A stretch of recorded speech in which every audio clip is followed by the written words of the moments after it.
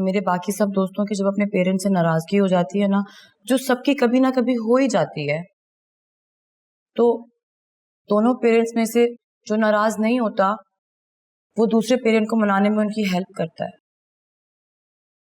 लेकिन मेरे पास तो सिर्फ आप ही हैं ना। स्टॉप ब्लैकमेलिंग में। अच्छा 3 दिन से आपने मुझसे बात नहीं की, हगी भी नहीं की मुझे।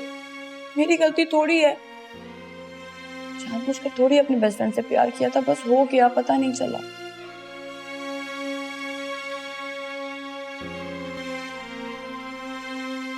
सॉरी। जैसे मोहब्बत होने का पता ही नहीं चलता कब और कैसे हो जाती है, वैसे ही फासलों का कुछ पता ही नहीं लगता कब और कैसे हो जाते हैं। दोस्त था तो खाना खुद घर लेके आता था, हस्बैंड बना तो घर आके कंप्लेन करने लगा खाना क्यों नहीं बना और तुम फारिग क्यों बैठी हो। पता नहीं क्या हो गया उसे। शादी के बाद वो बहुत इनसिक्योर रहने लगा।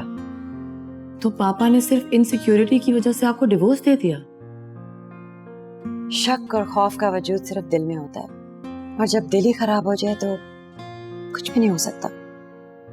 लेकिन उन्हें आप पर ट्रस्ट करना चाहिए था, वो तो आपके बेस्ट फ्रेंड थे। बेस्ट फ्रेंड ही तो जानता है सब कुछ तुम्हारे बारे में। खैर ये तो मेरा एक्सपीरियंस था, अब तुम्हें उससे प्यार हो गया तो एक चांस तो देना पड़ेगा। मम्मा, आई स्वेयर शाज़ेब ऐसा नहीं है। Are you sure?